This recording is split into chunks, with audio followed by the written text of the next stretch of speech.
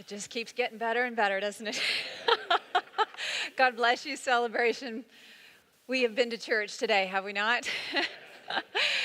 Oh, boy. Wow, what an experience to be here.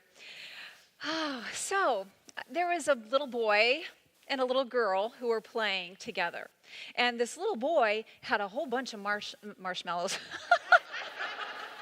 Well, not exactly. He had a lot of marbles. A lot of marbles. It's the spirit that's still moving through me. I'm trying to ground here. He had marbles, and the little girl had a whole bunch of sweets. And the little boy was thinking of the situation. He goes, what if I gave you all of my marbles and you give me all of your sweets? And she thought of it and looked at the marbles. She goes, yeah, that sounds like a good idea. So he went and got his marbles, and he took the biggest and most beautiful marble, and he stuck that one in his pocket. And then he took all the others over to her, and he gave her the rest of the marbles. And she took all of her sweets, and she gave him all of her sweets. That night, the little girl slept like an angel, sound and deep, knowing that she'd made a really good deal. And this little boy laid awake, tossing and turning all night long, thinking, did she keep any of those sweets from me? Mind states, the state of our mind, which Bob Withrow so beautifully gave us a definition of before, it is our mood. It is our perception of reality that colors our thoughts, and it actually colors our world too. The state of our mind is our attitude, or our way of looking at the way things are.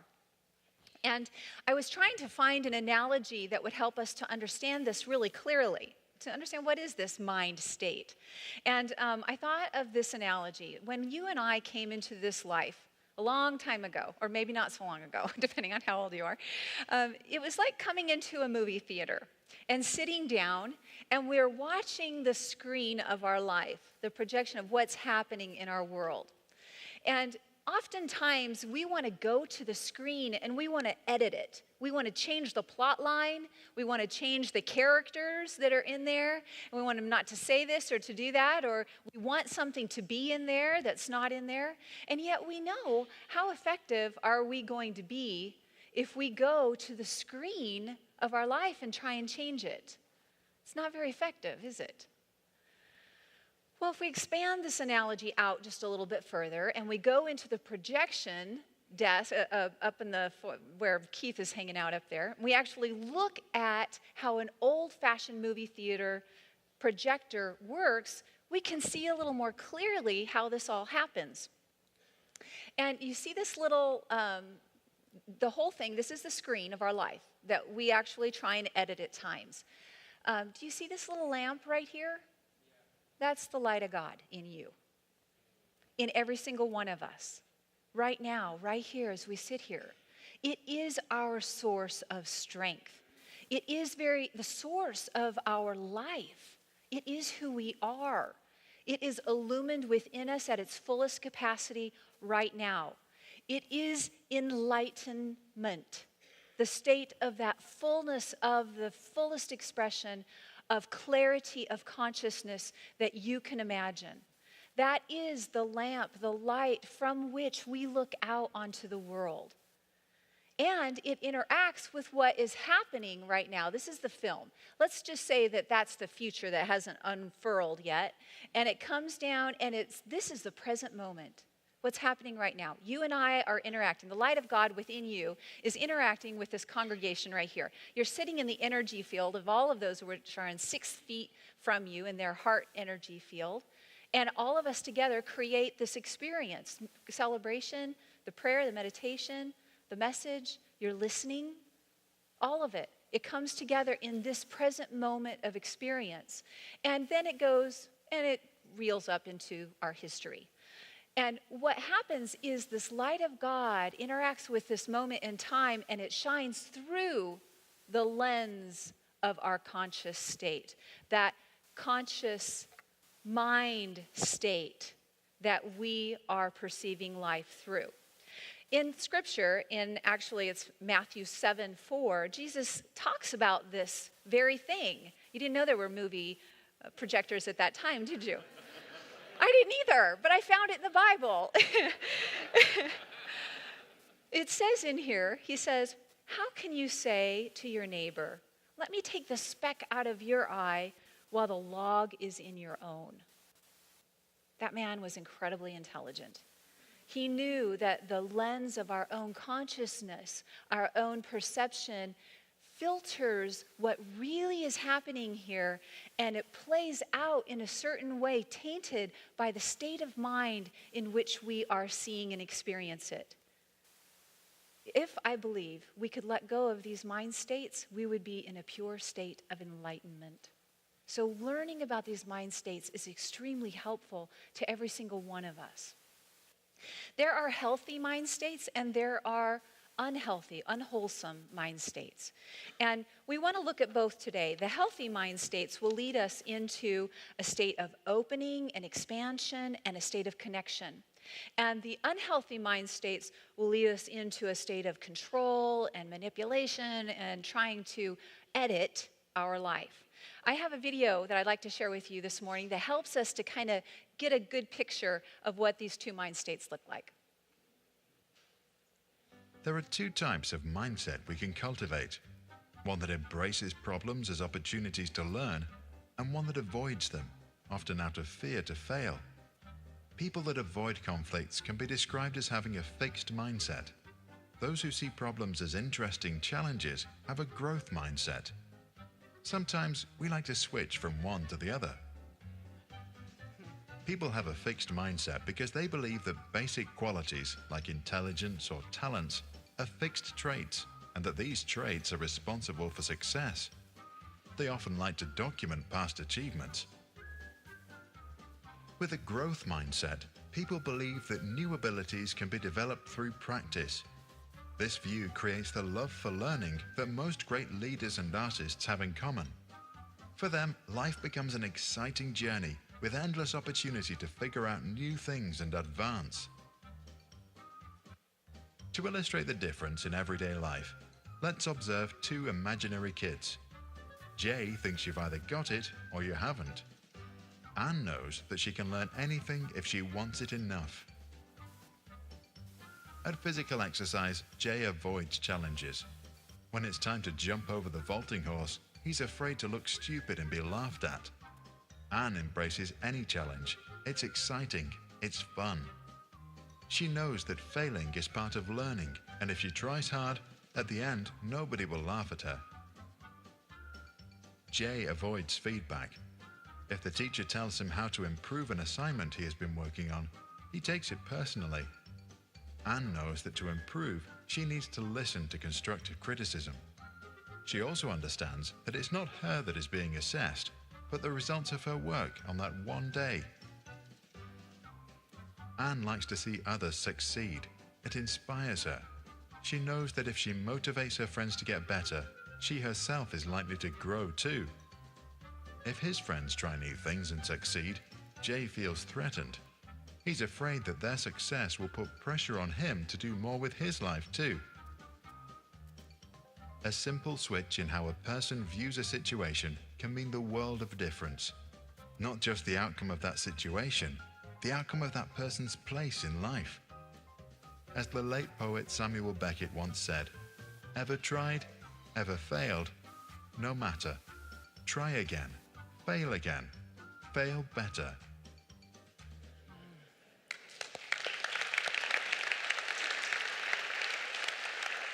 I want to thank Scott for editing that video down. It's a great team we have here. So do you have a growth mindset or do you have a fixed mindset? Or maybe both? Maybe both. Yeah. You know, a long time ago, a man was walking by and he saw an elephant. And he saw that elephant tethered by a small rope, one he could easily just be gone with and go. But that elephant was tethered by that rope. And the man went over to the trainer. He said, "How come this small rope holds this elephant here?" And he said, "Well, when they were younger, he was able, that size of rope was able to hold them.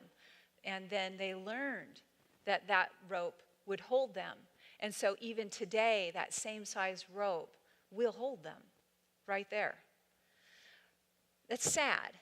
But what's more important is that we recognize within our own lives places that we may have failed, places that we may have tried to go over the hurdle, but we've flopped instead.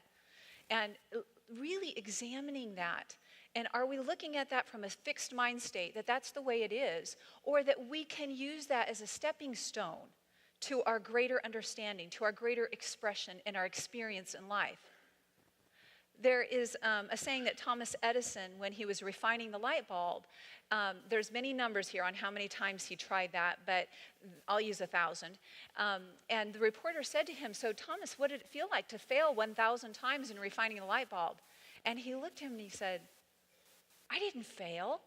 I had 1,000 steps to refining the light bulb." Do you see the mindset and the difference? One is that failure is a part of life and part of our success, and we have to keep trying. And when we keep trying, we learn and we grow. We become stronger. We're no longer tethered. That light of God that is within us is our enlightenment, and it is capable of doing all things.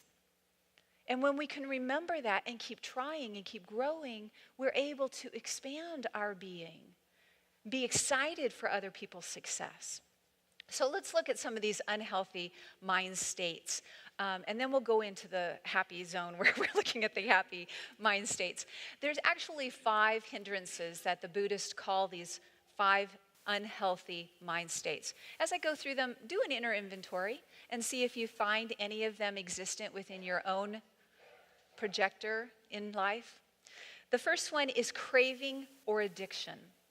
It's wanting to get something in life that you currently don't have, and you're kind of grasping for it, or you're trying to get it, or you're pursuing it with all of your might.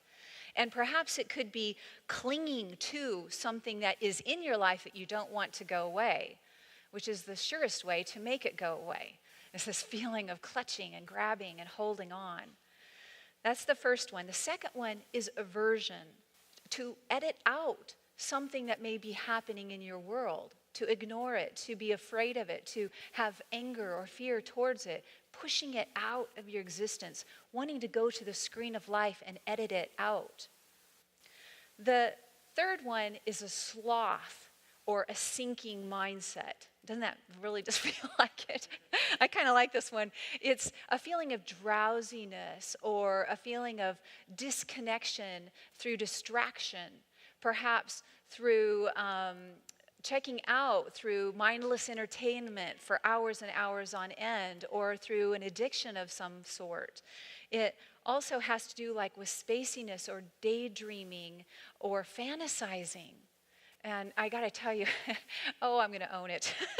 This week I was writing about mind states, and when I was writing about mind states, I wasn't in the most happy mind state because I realized I love this world. I love where we are at. But at the same time as I'm loving this world, my heart was mourning my son's departure. My son went to Germany this year as an exchange student, and I've missed him. And I've missed the life that we've had together. And so, I found myself thinking about past, about things we've done, books we've read, walks we've gone on, talks we've had. And it was just like I was in this state of mind of being in the joy of this moment, but also feeling the sadness of his departure, of the life that we had once known. And yet, it's past. I'm going to go there in just a minute on how do we move through these mindsets. But the sloth or sinking mindset can actually pull us away from what we are experiencing here today.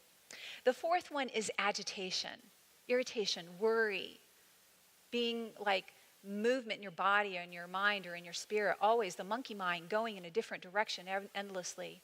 And actually our cell phones support us in this very agitated state. I read an article by an author just this last week who said that she spent 4 hours and 37 minutes on her phone that day and picked it up 65 times. If you do anything for 4 hours and 35 minutes a day, you're going to get pretty darn good at it. And this isn't to say that phones are bad. No, they're a great tool. But what is the problem is when we are at dinner with our beloveds and we choose to pick up that phone instead of being heart-to-heart connected with one another.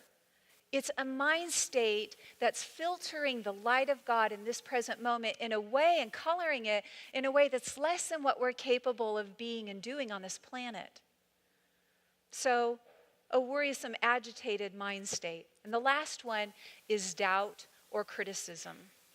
And for all of us who are on the committed spiritual path, sometimes when we go to do our spiritual practice, we may have doubt or criticism, that we may think, oh, I don't have time, or it's not really worth it. But that's actually just a mind state that's standing in the way of the light of your being becoming fully manifest. So how do we move out of these mind states? Well, the first thing is don't try to destroy it. Okay? Because if you're trying to destroy it, it actually makes it stronger. So that's not the way to go. And what we actually need to do is bring our awareness. You remember that light of God in that camera within you? That is your key. That is your key to freedom. As you stay present to this present moment, that clarity of light that shines through you will begin to shift what you're experiencing. That recognition of a mind state is not about something being wrong. If you are somewhere and I'm feeling, let's just say agitation because I was working with it, become aware of your body. Become aware of your breath and the feelings within your body. And what you might become aware of is like a tightness in your jaw before you actually recognize that you're feeling angry. Or maybe it's pressure in your head when you're feeling a state of monkey mind. I'm not really sure, but observe it. Be present to it. Bring your awareness to it. Bring the light of God within you into the moment. It's your first step toward freedom. So, illusion, all of these mind states of the 5 hindrances or the 5 unhealthy mind states are actually delusions. They're not real. And bringing our awareness to them helps us to recognize that they are delusions, and that begins to unroot them. Robert Brummett said that the mind that recognizes delusion is not deluded. You feel that with me? There's a sense of liberation in it. So when you recognize yourself in a state of an unhealthy mind state, it's your first step toward freedom, not failure. So we can practice meditation, perhaps insight meditation, vipassana. It's a process of where you become very present in this now moment. And in that presentness, you create clarity. And what happens, the ASL sign for perspective is to see it in a new way. So when we are in meditation, we look at it, and just the process of looking at it shifts our perspective and our experience of it. So attention is how we overcome a negative mind state, an unhealthy, unwholesome mind state. Attention. And equanimity, which is basically saying that all things are exactly as they should be right now in this moment. And that's easy to recognize for nature, if you're walking around in the beauty of the flow of nature. But how easy is it to recognize within ourselves? Everything is as it should be. Can you hold that in your heart for yourself right now? Everything within me is as it should be. And can you hold that for someone in your life? Someone who on the screen of life you want to edit. Everything is as it should be. Equanimity. So let's look at some of these wholesome mind states. There are 5 of these as well. And the first one is metta, or kindness, or goodwill. And I looked up what metta meant because I know it sounds like a really cool word, but what does it really mean? It means love. It means love. I am connected to you, and in that connection, there is less aloneness. There's more at one-ment in that love. A positive, wholesome mind state is loving someone, open and connected. The second one is compassion, truly caring about what another person is experiencing without the need to edit it or to fix it for them. Now, this isn't sympathy where I am up here on high and you are down here on low and I am feeling sorry for you. It's not sympathy, it's empathy. It's I am with you, dear one. I care about you. I care about what's happening in your life right now without having to say or do anything but bear witness to the journey of your soul.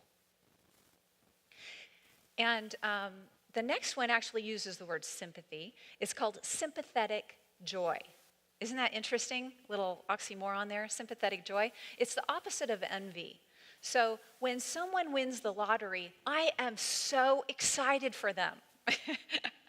Well, I will be when when I get to this mind state. It's about dadgum, one number. We're all growing, are we not? It's a growth mindset, right? Well, it's about being excited. It's about being happy for someone's success, celebrating their joy, celebrating their growth, because that is also there for us as well. We know that.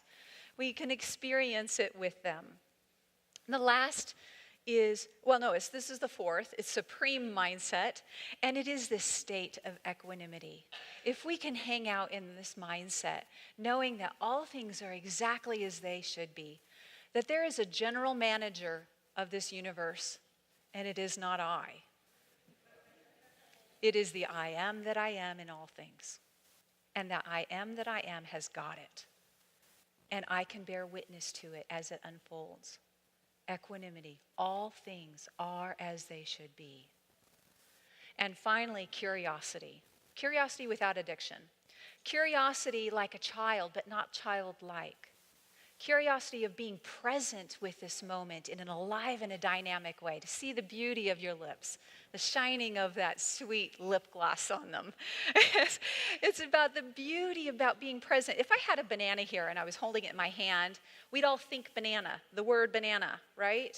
Well, there's a difference between thinking banana and actually peeling the banana and then tasting the banana and experiencing the sweetness on your tongue. Curiosity, childlike presentness with this moment.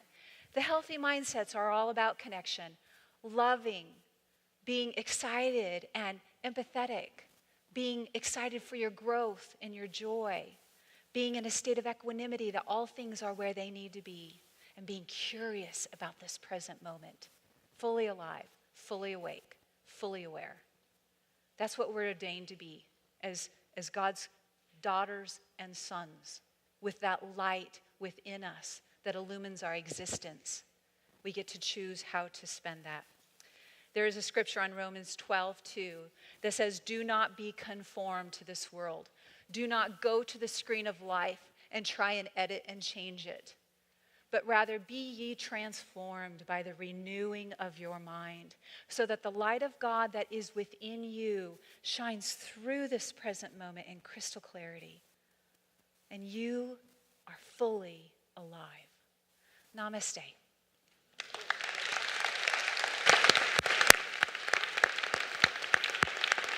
Thank you for joining us today. If you like the message, we invite you to like it or share it. And we also want to let you know that we're on Instagram, Twitter, and we'll see you again next Sunday on Facebook at 11:25. We're a New Thought church where lives are transformed, and we welcome you to check us out. Check out our website, unityhills.org. We'll see you next week. Namaste.